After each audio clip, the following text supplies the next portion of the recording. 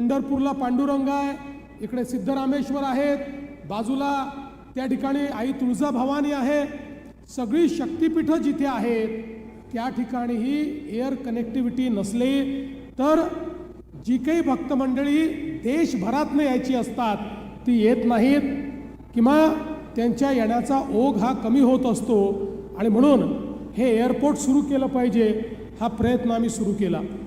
त्याच्यामध्ये जेव्हा एअरपोर्ट अथॉरिटीची चर्चा झाली त्यावेळेस त्यांनी सांगितलं आम्ही एअरपोर्टचं काम हाती घ्यायला तयार आहोत, त्याचं नूतनीकरण करायलाही तयार आहोत, पण जोपर्यंत चिमणी जी साखर कारखान्याची आहे ती तुम्ही हटवत नाही तोपर्यंत आम्हाला हे सुरू करता येणार नाही. आणि मग एक लंबी लढाई कोर्टामध्ये सगळीकडे ती झाली. खरं म्हणजे आम्ही पण हे समजावून सांगितलं की साखर कारखानाही महत्त्वाचा आहे, त्यामुळे त्याची चिमणी हटवणं हे काही आमचं प्राथमिकता नाही आहे. पण जर एक चिमणी हटवल्यामुळे एअरपोर्ट सुरू होणार असेल तर आपण ते केलं पाहिजे, कारण चिमणी बाजूला बांधली जाऊ शकते पण एअरपोर्ट सुरू झालं तर किती मोठ्या प्रमाणात आपल्या सोलापूरचा विकास होईल याची आपल्याला कल्पना आहे. आणि म्हणून हायकोर्ट, सुप्रीम कोर्ट, परत हायकोर्ट, परत सुप्रीम कोर्ट असं करत करत शेवटी आपण ती केस जिंकलो, ती चिमणी आपण हटवली.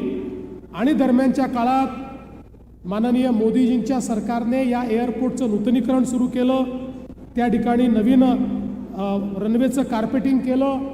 आणि मग पुन्हा एकदा आमच्यासमोर प्रश्नचिन्ह निर्माण करणं सुरू झालं की तुम्ही तर म्हणत होतात चिमणी हटवली, मग चिमणी हटवली तर विमानसेवा का नाही सुरू झाली.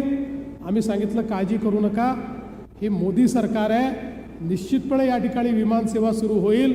आणि म्हणून आपण मग त्या संदर्भात आमचे मुरली अण्णा मोहोळ जे केंद्रीय मंत्री आहेत या विभागाचे त्यांची मदत घेतली आणि आपली पहिली विमानसेवा सुरू झाली. मुळातच मोदीजींनी या देशामध्ये विमानसेवेचं महत्त्व हे समजून घेतलं, एअरपोर्टचं महत्त्व समजून घेतलं आणि RCS सारखी योजना आणली, ज्या योजनेमध्ये ज्या विमानतळावर उडान काही वर्ष फिजिबल होत नाही किंवा खूप महाग पडतं त्या ठिकाणी थोडंसं वायबिलिटी गॅप फंडिंग करायची, म्हणजे थोडेसे पैसे सरकारने द्यायचे आणि त्यातनं ती विमानसेवा फिजिबल करायची. आणि आमच्या सरकारने हा निर्णय घेतला की आमची तयारी आहे, सोलापूरचं विमानतळ हे विमानसेवा सुरू करणार असेल तर आम्ही त्याकरता वायबिलिटी गॅप फंडिंग देऊ. तो निर्णय आपण घेतला, पहिलं विमान सुरू झालं. पण सगळ्यात महत्त्वाची होती कनेक्टिव्हिटी ती मुंबईची, कारण जेव्हा तुम्ही मुंबईला कनेक्ट होता तेव्हा संपूर्ण देशाला कनेक्ट होता आणि जेव्हा तुम्ही मुंबईला कनेक्ट होता त्यावेळी संपूर्ण जगालाही तुम्ही कनेक्ट होता. आणि म्हणून मुंबईची कनेक्टिव्हिटी ही यातलं अत्यंत महत्त्वाचं होतं. आणि आम्ही पुन्हा RCSच्या माध्यमातून हा निर्णय केला की 18 कोटी रुपयाची सबसिडी याला द्यावी लागणार होती. तात्काळ सरकारने तो निर्णय केला, आपण त्याचं टेंडर काढलं आणि मला अतिशय आनंद आहे की या ठिकाणी स्टार एअरने ही विमानसेवेचं टेंडर घेतलं. त्यातले खूप कंप्लायन्सेस होते ते सगळे त्यांनी पूर्ण केले. आमच्या मुरली अण्णांनी त्यात मदत केली आणि आज खऱ्या अर्थानं ही विमानसेवा या ठिकाणी सुरू झालेली आहे आणि थोड्याच वेळात मुंबईहून निघालेलं विमान या ठिकाणी उतरणार आहे.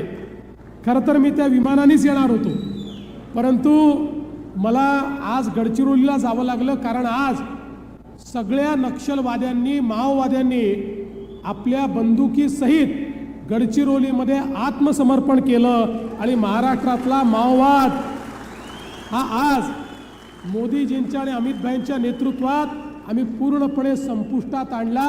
आणि म्हणून मग तिथे डायरेक्ट गेलो आणि तिथनं थेट मी सोलापूरला आलो, कारण सिद्धरामेश्वराच्या नगरीमध्ये जे पहिलं उडान होत आहे त्या पहिल्या उडानाला मला उपस्थित राहायचं होतं. हैदराबादच्या विमानाच्या दिवशी मला यायचं होतं, पण त्या दिवशी माझ्या नशिबात नव्हतं, पावसामुळे माझंच विमान उडलं नाही, त्यामुळे मी पोचू शकलो नाही. पण आज मात्र या ठिकाणी आलो, याचा मला अतिशय आनंद आहे. आणि मी मागच्या वेळेस इथे आल्यानंतर IT पार्कची घोषणा केली होती. या घोषणेच्या पाठीमागे काय होतं? आत्तापर्यंत